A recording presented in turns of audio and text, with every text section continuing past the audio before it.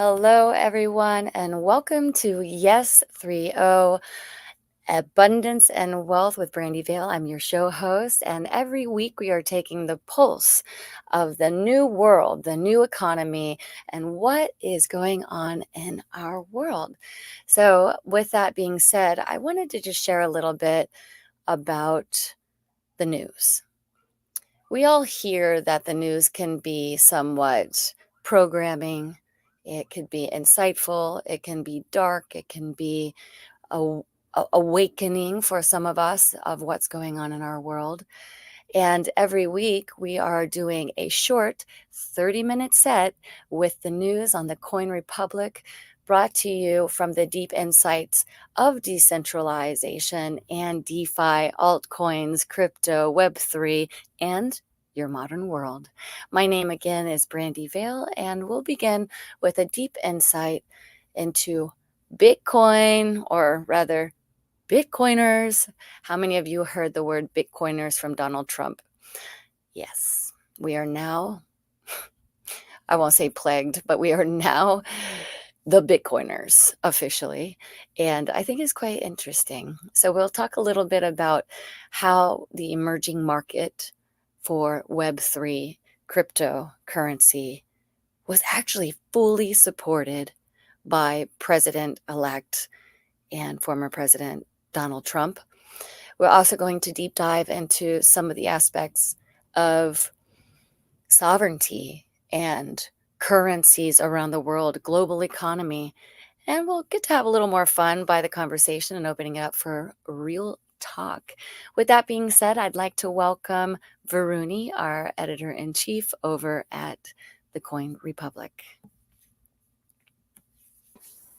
Hi, Brandy. Thank you so much for having me on your show every week. It is my pleasure to join Yes 3.0 Network's podcast where we talk about all things crypto, blockchain, and Web3. And it won't be wrong to say that the last entire week, the star of the show was Bitcoin. You definitely attended the conference in Nashville, the Bitcoin 2024 conference, which we will talk about in detail. But as I kick off the news section today, one of the biggest sections in our news section today will be around the Bitcoin 2024 conference, which was all over the news last week. And we, of course, have more details from what was actually happening on ground from Brandy later on. But before that, I will start off with the most interesting pieces of news that happened at the conference as well as across the globe. But I shall begin with what seemed to be like the showstopper situation for the conference, which was Mr. Donald Trump's arrival. Now, Donald Trump spoke at the Bitcoin 2024 conference in Nashville, and he pledged to remove the SEC chair, Gary Gensler, if elected in November. Now, there's a love hate relationship that the crypto insiders have with Gary Gensler. More hate, less love, I'd say. But this was quite a bold statement that Trump made at the event. And of course, this was applauded and cheered around. But other than this, Trump also promised to prevent US from selling its Bitcoin and create a strategic BTC reserve. Trump detailed his plans for the cryptocurrency industry. Now, another interesting thing was that he arrived an hour late to the stage but delivered a speech that covered a wide range of campaign topics, which included specific promises related to Bitcoin as well as the broader crypto sector. During his speech, Trump, of course, surprised the audience with the promise to replace SEC Chair Gary Gensler. The crowd responded with cheer and applaud, as a lot of people in the industry see Gary Gensler um, as an enemy to the larger crypto narrative. Whether it is true or not, of course, remains to be seen. However, a lot of people believe that Gary Gensler's policies are unfairly targeted towards crypto companies or enterprises, and they try to classify more digital assets as unregistered securities. The narrative, of course, has improved a lot more now than it was from a year ago from now. Trump also stated his intentions to prevent the US government from selling Bitcoin holdings, which include approximately 213,000 Bitcoin, worth nearly around 14.5 billion US dollar, based on recent data from Arkham. And we see that the US government every now and then sells a chunk of those Bitcoin, and Trump is at the moment promising a bigger Bitcoin reserve. So it'll be interesting to see whether Trump would be following something that El Salvador already is, where they're creating their own reserve and they're trying to accumulate as much Bitcoin as they can, and whether it will be a strategic decision that Trump actually goes ahead and takes is something that remains to be seen. After all, said promises are said promises until they receive the light of the day. In another news, of course, we're seeing a lot of campaigning in the US around the elections happening with the agenda of cryptocurrencies in the back end. Another news that was around a similar topic was coming in from RF Kennedy Jr., who says that Bitcoin is vital to dollar stability, and he calls for a 4 million BTC reserve. He is, of course, an independent presidential candidate and announced that his administration would use Bitcoin to stabilize the US dollar. RF Kennedy Jr. intends to achieve this objective by establishing a strategic reserve backed by Bitcoin, pretty similar to what Trump is also aiming to do. Now, this goes on to show that cryptocurrencies and the Web3 space have become a focal point for the ongoing US presidential campaigns ahead of the November's scheduled ballot. Presidential aspirants RF Kennedy Jr. and, of course, Donald Trump have publicly endorsed Bitcoin and have continuously used the digital asset as a central campaign element. Another interesting news that I came across was that Coinbase and Google veterans have raised 5 million US dollar for a blockchain alternative to LinkedIn. Now we know how important LinkedIn is, especially to so many people who are working, to so many enterprises. It's more of a platform that we call corporate or formal, and now people are going after a blockchain alternative to LinkedIn. Icebreaker, co-founded by Coinbase and Google veterans Dan Stone and Jack Delay, has secured a 5 million in seed funding at a 21 million valuation to scale its team and build blockchain's answers to LinkedIn. So it seems like we'll be having another alternative to LinkedIn. Whether it'll, of course, be successful, how it'll perform in the market is something that remains to be seen. But at the moment, it's interesting to see a pivot towards blockchain based technologies. And this would also, I feel, be like a moving light in terms of social fire platforms or growth for social fire platforms. We're already seeing a lot happening in terms of social fire, but this, of course, is a massive step, and an alternative to LinkedIn being backed by Coinbase and Google veterans is something that can truly be a game changer for the social fi sector at large. And these were, I feel, some of the news pieces that caught my attention, but I'd love to know more about what really happened at the Bitcoin 2024 conference from you, Brandy. Thank you so much. Okay, first on a scale of 1 to 10, because I love to know, how everyone was feeling. I had an amazing time. This was one of the biggest and best events for our industry, known from the very beginning of its embryonic stages. As you could hear in my tone, I'm very excited because so much happened. You never Hmm. know what politicians are going to say, do you? Right. Yeah.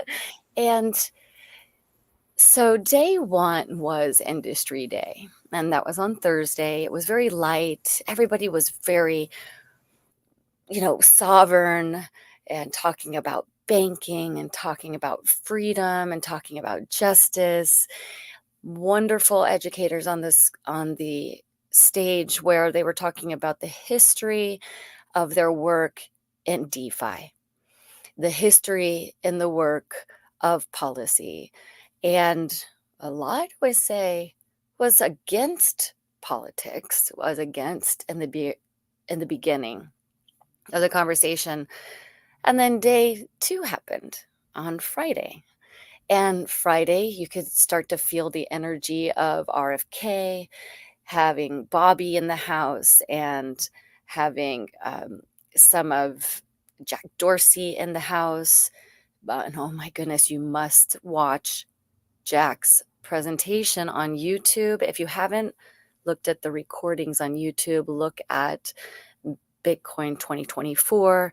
We were the official media supporters of Bitcoin 2024, along with hundreds, maybe even thousands of other networks promoting, supporting, sharing. I was on the ground with 15 different interviews of course, positive, impactful companies that are making change in the world. And that's what I'm here to do. Let's talk about day 3, shall we, Varuni? Absolutely. Okay, so day 3, from a media standpoint, we would have had to get there at 6:30 a.m. to do the security check-in. Mhm. And between myself and a few other Fox reporters, we were discussing, well, is it worth it, right? Is it going to be worth it to be with thousands of people in the audience looking and watching and listening? And we decided, or at least I did, the Fox girls probably stayed, but we decided to go to DNA and do the live broadcast there. And they probably had about 300 people in their group. And DNA Fund is also, if you know who he is, Brock Pierce, chairman of Blockchain, we'll call it nonprofit. Right. They held their own group and exercised what I would call the freedoms of speech and support a liberal, yet I would say it's not very much on the Democratic side. Excuse me. So where are we headed?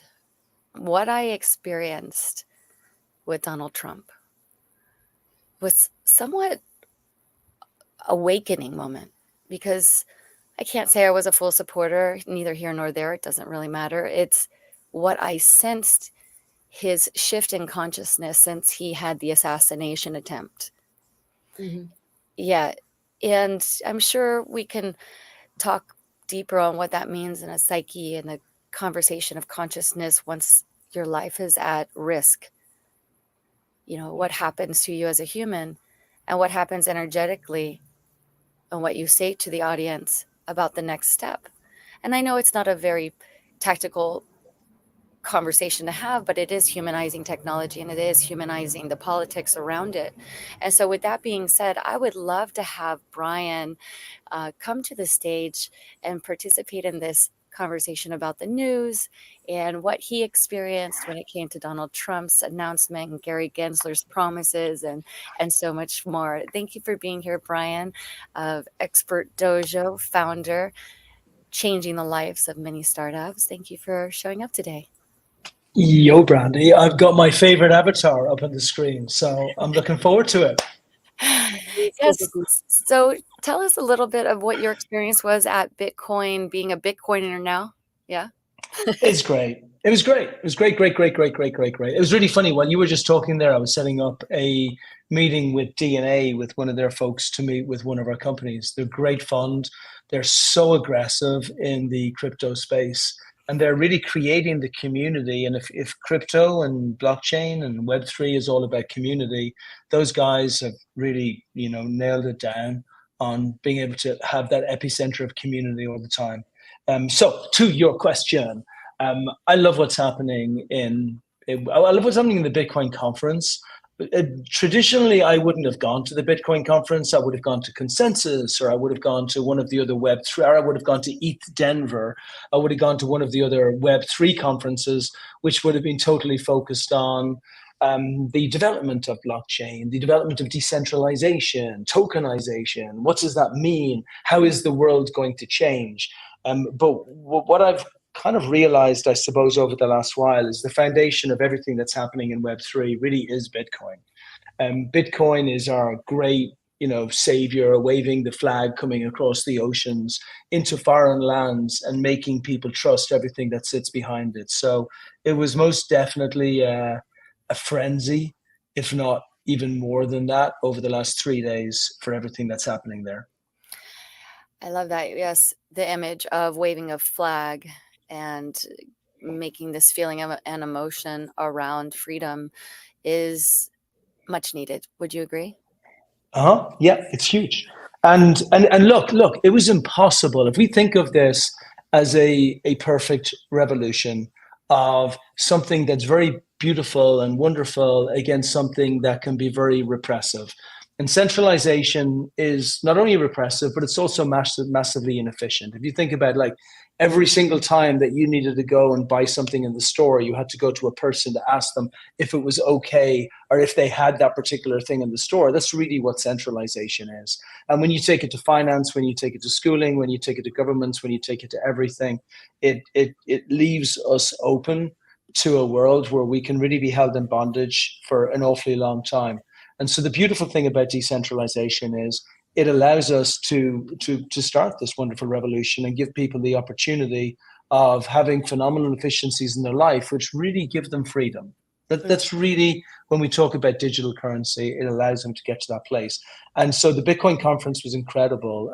By the way, the other talk that I loved there, Michael Saylor did an incredible speech. Oh my gosh. Yes, that threw me into an open space of what's to come next, because the residual, or the ripple effect rather, is that now we know, and there's no reason that we get to go back to the old rule. So what he brought to the table was one of the key points he made was in philanthropy and humanitarian services. Obviously, I focus on impact. There's there's no need to do things in the old world the way you can do it now. Now you can actually stake, you can actually share, you can actually have transparency. There's no reason the number should be hidden. There was a lot of clarity that I think came from his talk. What were your takeaways with Michael Saylor? So first of all, he began the talk by speaking about the lie that is finance. Right? Everybody is told when they're born that we have the dream. For us, it's the American dream. For other people, it's whatever dream is in their country. And that dream is the dream of financial freedom. But unfortunately, hidden within the true reality of finances, and I use the word hidden very, very deliberately, there are so many taxes, there are so many areas that actually pull away from you being able to break through and have the life that you always wanted without having to worry about if you could afford it tomorrow. That it was an impossible dream. And so he compared all of the different methodologies, the different systems of being able to build wealth. And then he compared those to Bitcoin, and he compared it to the greater decentralized world in general. And it was just stark in contrast, and not just going forwards, but also looking back. I'll also add another point, like people like Michael Saylor, they've been speaking about this for a long time. And what's very unique about this particular revolution is that we've had this for years. Like we had the cyberpunks, back in the day, and then we had Occupy Wall Street, and all these movements were about inherent unfair systems that people wanted to speak out against, and they wanted to be able to change the world. What happened? They failed. Some took a little bit longer to fail than others, but they had horrible failures. But in this particular case, digital currency, which is decentralized, is singularly the scariest possible thing that a government can ever encounter.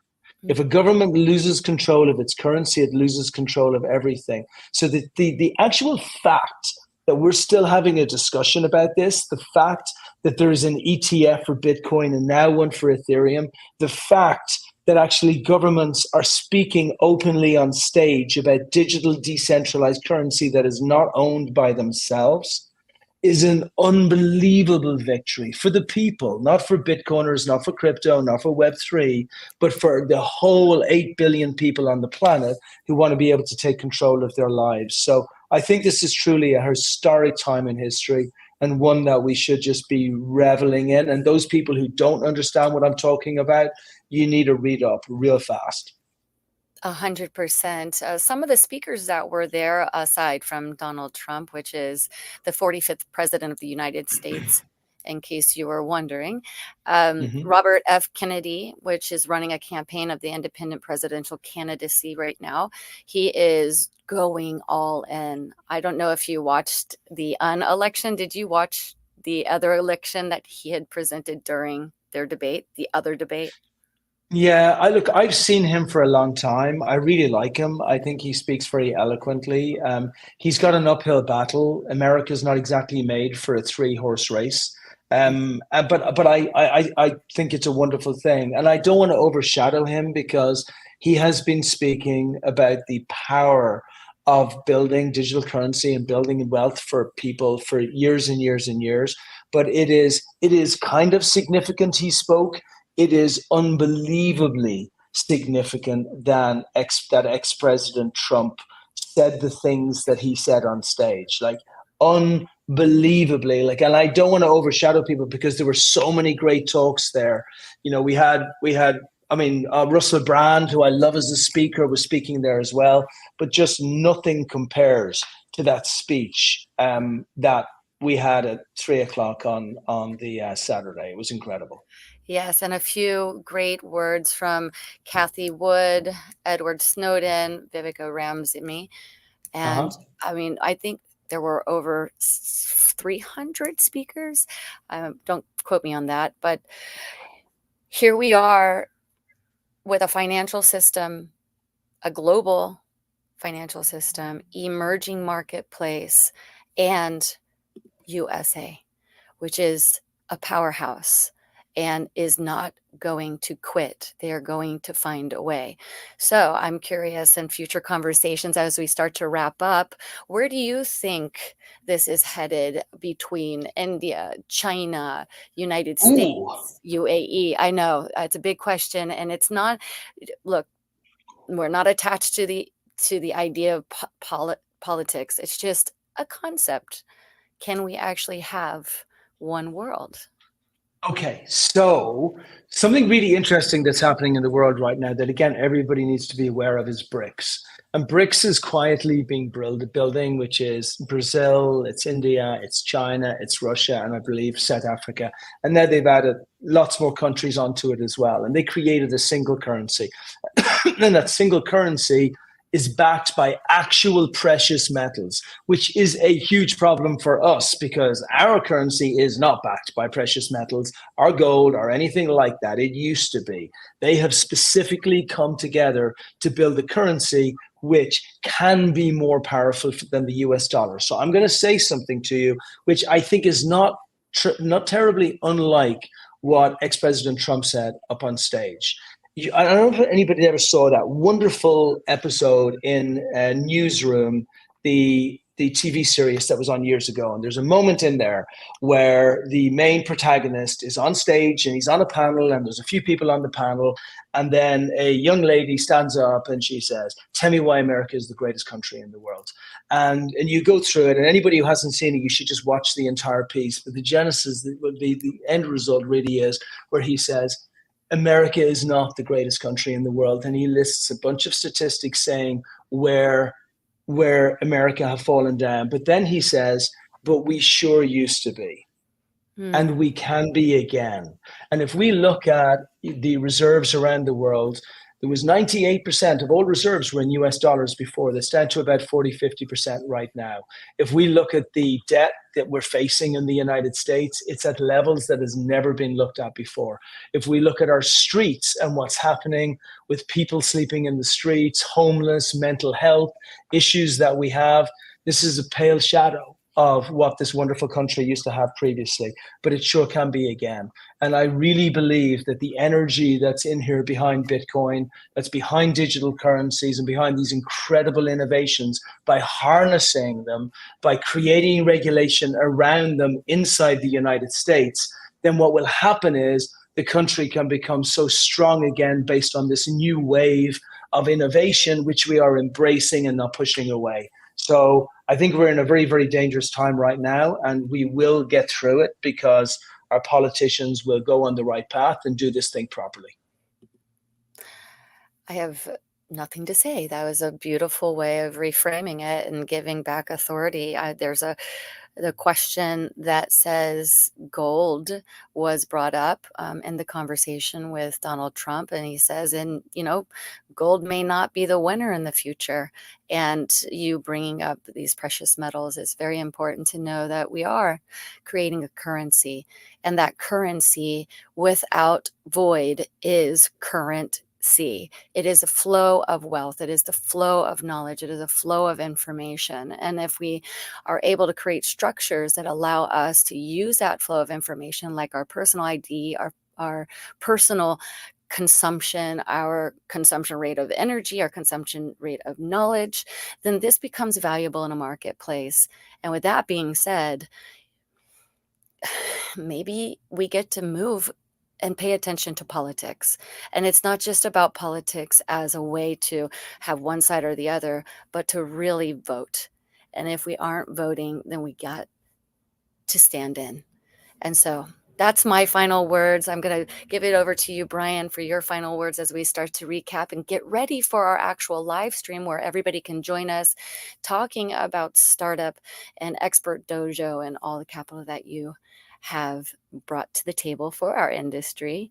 What are your final words when it comes to the Bitcoin 2024, where we're headed with the Bitcoin? Ooh, well, I think that blockchain, Web3, cryptocurrency, digital currencies are the greatest innovation and paradigm shift of my time. There will never be anything more significant than what is happening right now. I believe in politics, what you said is true. If you'd have asked me 4 years ago, maybe even 8 years ago, did I care about who won or who lost? I would say no.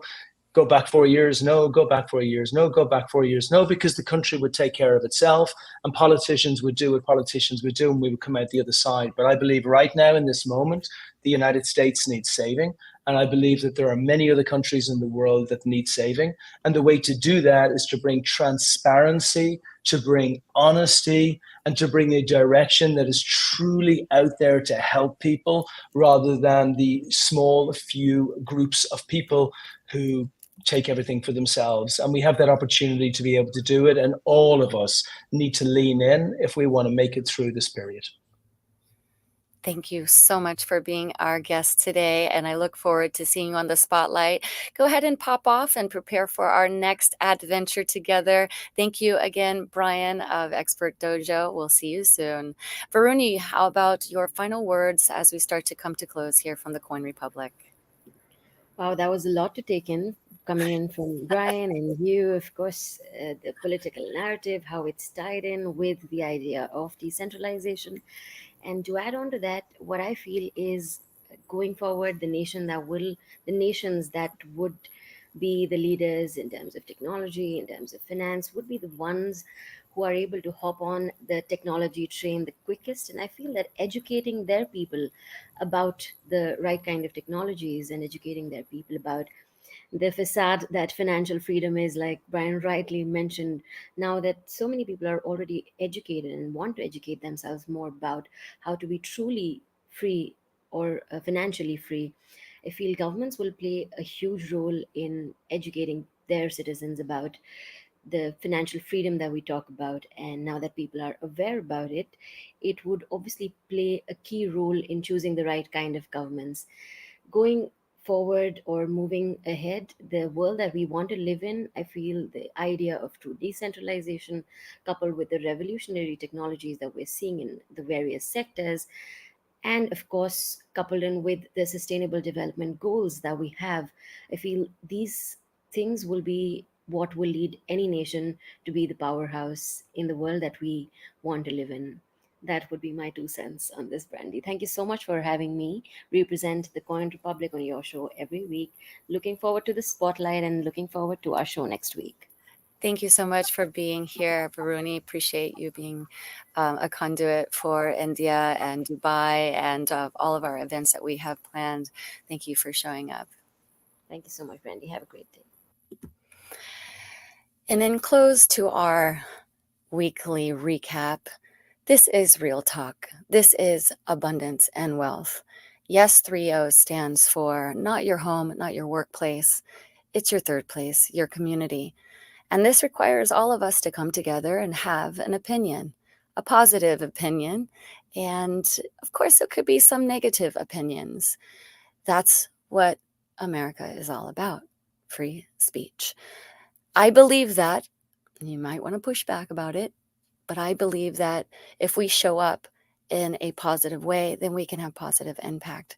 So join us weekly with your questions and comments. And if you too would like to be on our spotlight and enjoy the conversation, feel free to leave a comment in the post. We are looking at your questions and your comments weekly in order to give you an NFT full access to some of our events coming up in the near future, including Fashion Week, Art Basel Art Week, and even going to the moon on SpaceX with Space Blue next payload. Learn more about that and more by following me, Brandy Vale, on LinkedIn and YouTube. Until next time, we'll see you next week. Thank you so much for chiming in.